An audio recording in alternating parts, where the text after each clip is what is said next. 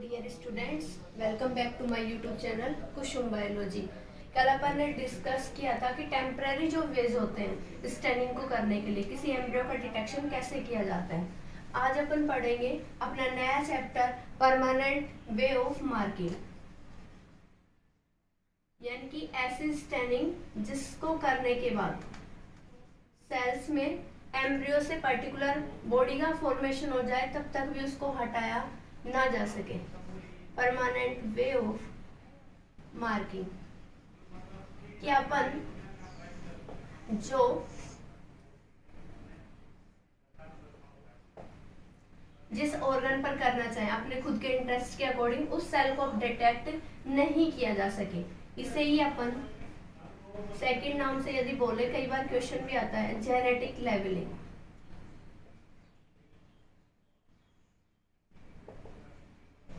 Label करने का meaning आप जानते हो अच्छे से। जैसे नॉर्मली अपन टेप वगैरह लगा देते हैं कि इसको यहाँ से लेबल कर दिया, उसके ऊपर नाम वगैरह लिख देते हैं ताकि उसको दूसरा कोई कॉपी नहीं कर सके। तो सिंपली ये प्रोसेस आज अपन देखेंगे कि ये कैसे की जाती है।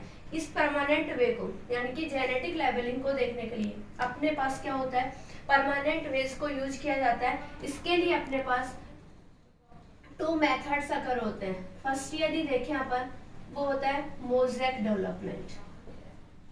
मोज़ेक डेवलपमेंट और इसी के अलावा अपने पास क्या होता है इन एम्ब्रियो को, क्योंकि ये सारे डिटेक्शन अपन कहाँ करते हैं, एम्ब्रियो में। मोज़ेक एम्ब्रियो या फिर इसे ही बोलते हैं अपन chimeric embryo.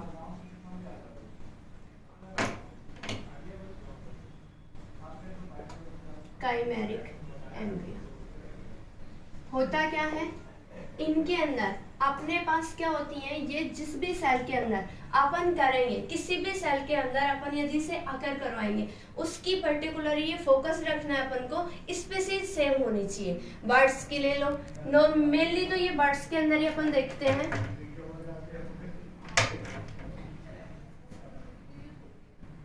Made from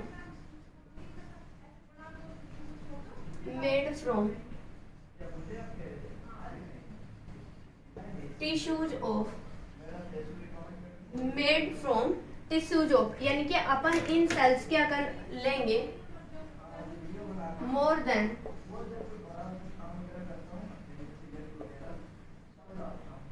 1 of tissues. इसके लिए अपन को क्या करना होगा कि यहां से अपन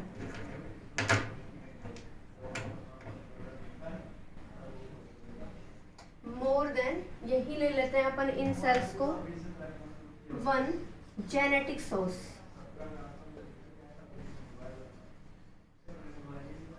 इन सेल्स के लिए देखो क्या होता है कि मेड फ्रॉम टिश्यूज, कि ऐसे मोज़ेक डेवलपमेंट ऐसे एम्ब्रियो का लिया जाता है कि वो टिश्यूज से तो फॉर्म हुआ हो। पर्टिकुलर नॉर्मली ऑल सेल्स के अंदर ही ऐसा फील होता है। यहाँ मोर देन 1 जेनेटिक सोर्स, कि उसके अंदर एक से ज्यादा क्या होना चाहिए, जेनेटिक सोर्स होना चाहिए। यानी कि ये क्या करेगा, हैविंग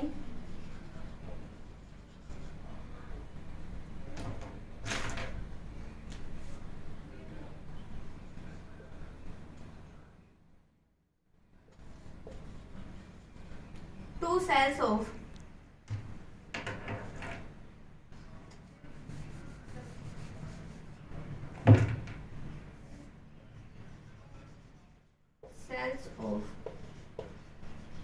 two distinct species। यानी कि अपन यहाँ जो भी सेल्स यहाँ पे लेंगे, क्या करेंगे, वो सेल्स हैविंग सेल्स, ये देख रहे हैं अपन कि जो 2 डिस्टिंक्ट स्पीसीज है उसको कैसे फॉर्म किया जाता है, हैविंग सेल्स फाइलोजेनेटिकली क्लोज,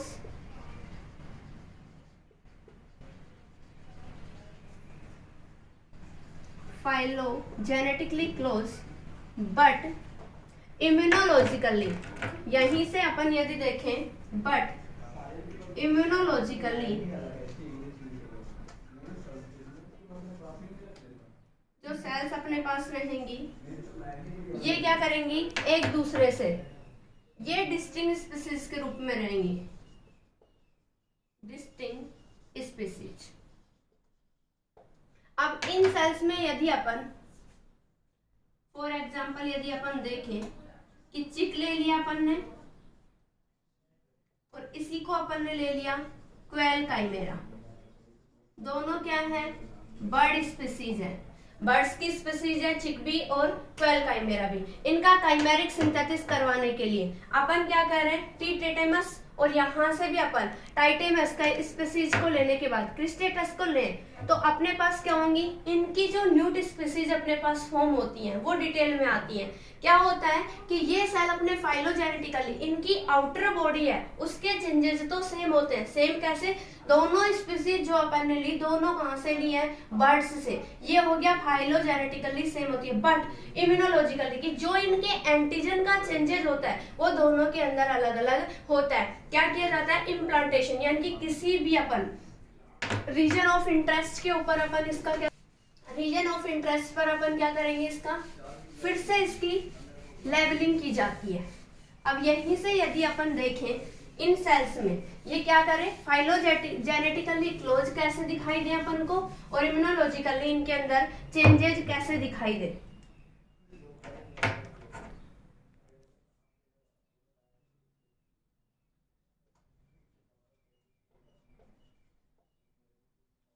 और एक है अपने पास टी क्रिस्टेटस, दोनों ही क्या है, बर्ड स्पीसीज है। दोनों के एग्जाम्पल की यदि अपन यहाँ पे बात करें तो क्या, सपोज दैट ये अपने पास न्यूट स्पीसीज ए है और ये अपने पास न्यूट स्पीसीज बी है। दोनों सेल्स को अपन ने लिया, चिक और क्वेल के लिए यदि ये इनकी अपन नॉर्मल स्पीसीज को यहाँ स्टडी कर रहे हैं। अब ये दोनों ही स्पीसीज क्या है, बर्ड्स स्पीसीज है।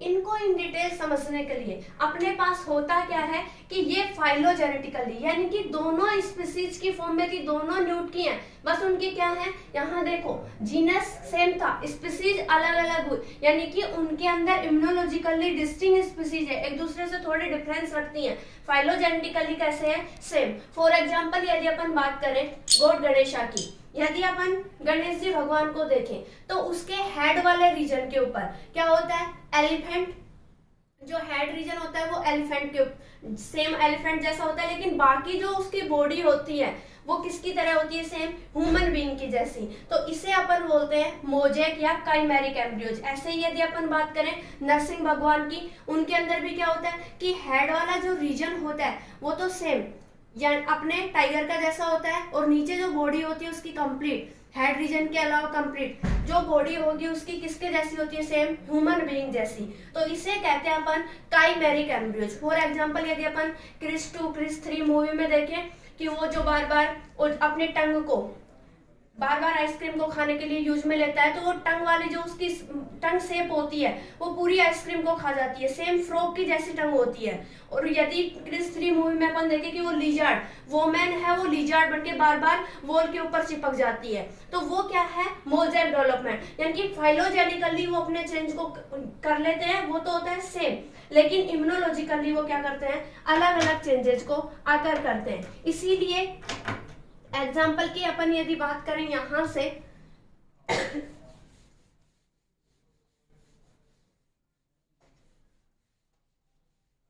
चिक एंड क्वेल काइमेरा की, तो अब इसकी मैकेनिज्म को, ये तो था अपने पास जनरल इंट्रोडक्शन कि मोजेक डेवलपमेंट आकर कैसे करवाया जाता है। अब यदि अपन इसकी इन डिटेल बात करें कि अपने पास एक एम्ब्रियो की फॉर्म में चिक है और अपने पास कौन है, क्वेल काइमेरा। के लिए सबसे पहले यदि अपन मैकेनिज्म देखेंगे तो अपने पास यहाँ क्या करवानी होगी, ग्राफ्टिंग, क्योंकि नॉर्मल डिटेक्शन के द्वारा अपन परमानेंट वेज को काम में नहीं ले सकते हैं। तो ग्राफ्टिंग करवाने के लिए सबसे पहले अपन देखें क्वेल सेल्स इन चिक एम्ब्रियो।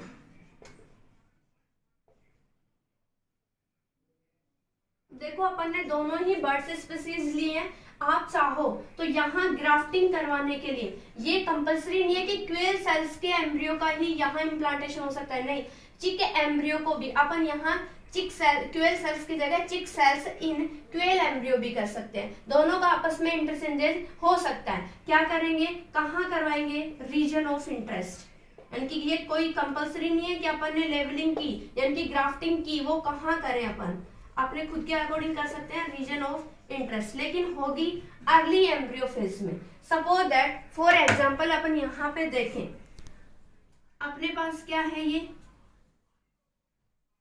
चिक एम्ब्रियो है, चिक एम्ब्रियो है, चिक एम्ब्रियो की कंप्लीट सेल्स का यहाँ फॉर्मेशन हो रहा है। कंप्लीट सेल्स ने अपना फॉर्मेशन अपनी तीनों जर्मिनल लेयर्स के बेसिस पे कर लिया।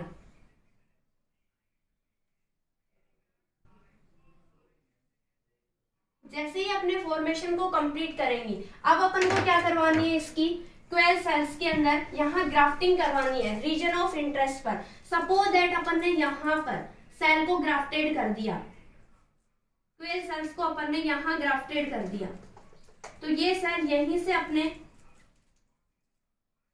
नए ऑर्गन का फॉर्मेशन करेंगी। तो यहाँ जैसे अब ये जो चिक एम्ब्रियो अपने पास यहाँ फॉर्म होगा, इसे अपन बोलेंगे क्वेल सेल ग्राफ्टेड। अब जैसे ही क्वेल सेल्स ग्राफ्टेड हो जाएंगे, ये जो चिक एम्ब्रियो है यहाँ नॉर्मली अडल्ट फेज में बिल्कुल नहीं देखा जाएगा, इसको अपन कब देखेंगे, early embryo stage, early embryo stage में देखेंगे। इसके बाद क्या करवाई जाएगी, इनको प्रोसीड करवाया जाता है। प्रोसीड करवाने का मतलब है ये सेल्स इनकी प्रॉपर ग्राफ्टिंग करवाने के बाद ये अपने इंटरचेंजेस को देखती हैं और प्रोसीड डेवलपमेंट की लास्ट फेज में ये कैसे प्रोसीड की जाए, इनकी कंप्लीट प्रोसीड होने के बाद सपोज दैट अपने पास ये जो एम्ब्रियो यहां फॉर्म हुआ,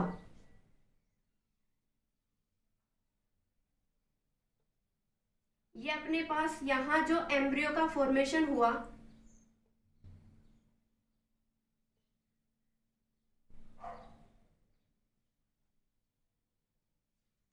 ये एम्ब्रियो फॉर्मेशन अपने पास चिक का हो गया।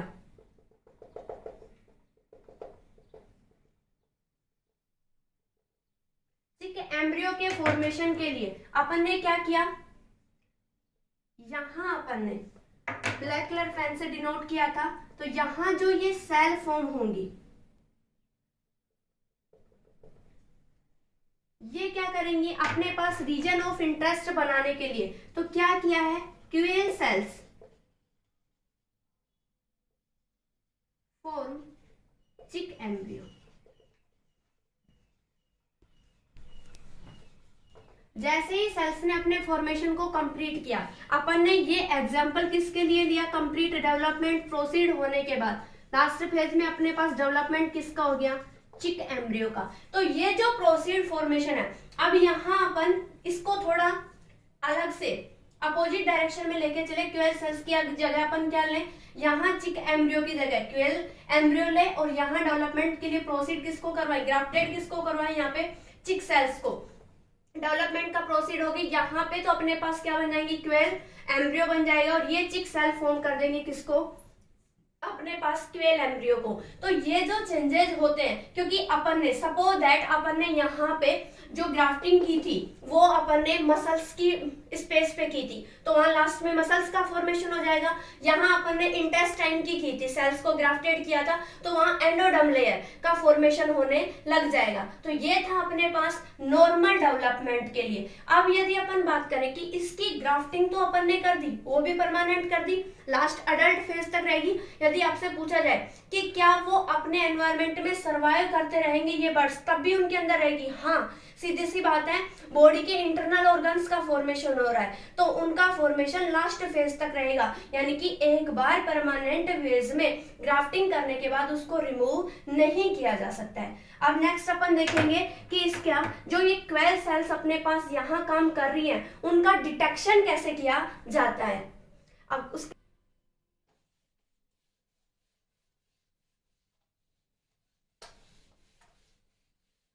डिटेक्शन करेंगे सेल्स का।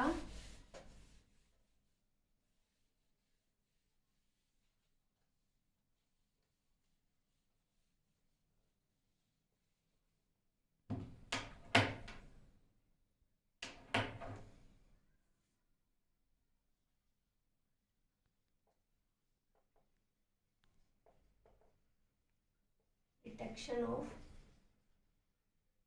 क्यूएल सेल्स होता क्या है, सबसे पहले यदि अपन देखें कि क्यूएल सेल्स का जो न्यूक्लियस होता है,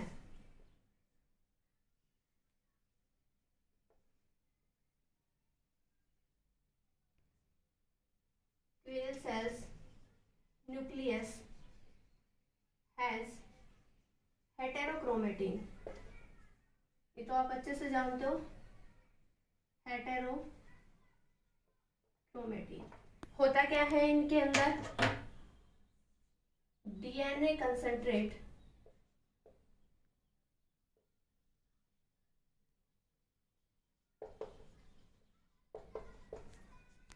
अराउंड न्यूक्लियर। सबसे इंपॉर्टेंट रोल प्ले करती है ये बात कि क्वेल सेल्स के न्यूक्लियस जो होता है उसमें हेटेरोक्रोमेटिन के जालक पाए जाते हैं, जो क्या करते हैं, उसकी डीएनए की कंसंट्रेशन को उसके चारों न्यूक्लियाई के चारों मेंटेन रखने का काम करते हैं, ताकि क्या होता है, सेल स्पेसिफिक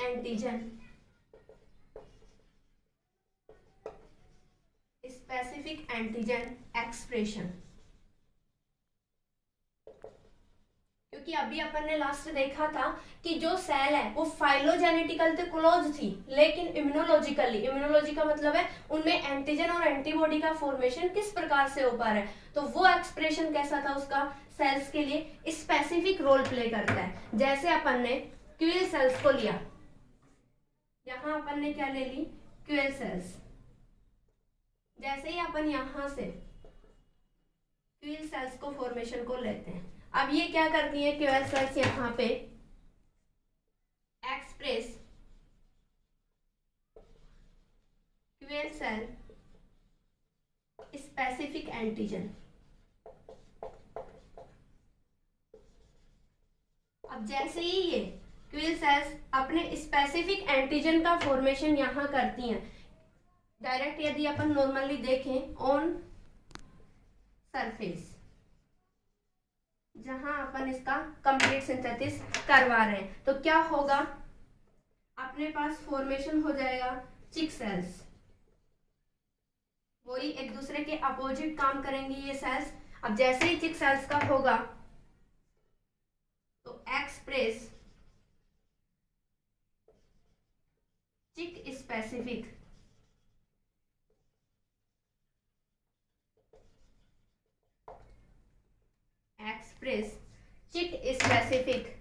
एंटीजन।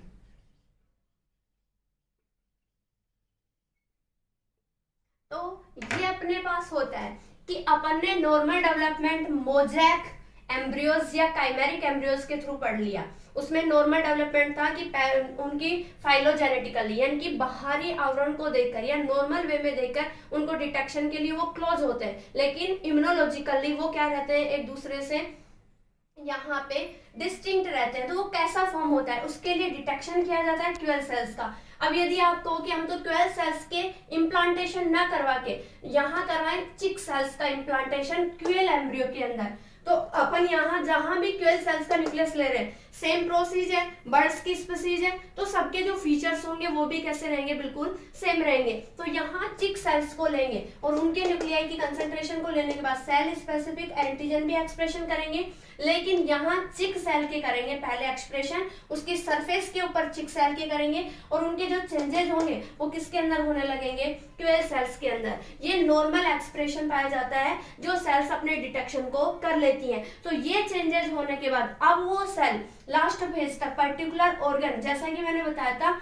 चाहे वो फॉर्म करे किसी मसल्स का, कहाँ ग्राफ्ट करवा रहे हैं, ग्राफ्टिंग कहाँ हो रही है, जिस रीजन ऑफ इंटरेस्ट पर ग्राफ्टिंग हो रही है उसी के बेसिस पे पर्टिकुलर ऑर्गन का फॉर्मेशन होता है। और यदि अपन ने इंटेस्टाइन वगैरह पे करवाइए तो वो एंडोडर्म लेयर को फॉर्मेशन कर लेंगी। तो ये ग्राफ्टिंग ऐसी होती है, इसीलिए इसे बोला जाता है परमानेंट वे ऑफ मार्किंग। यहाँ परमानेंट वे ऑफ मार्किंग का पहला चैप्टर यानी कि मोज़ेक काइमेरिक एम्ब्रियोस का कंप्लीट होता है। कल अपन डिस्कस करेंगे कि यहीं से ट्रांसजेनिक डीएनए का काइमेरिक सिंथेसिस कैसे किया जाता है। आज के लिए इतना ही। Thank you so much.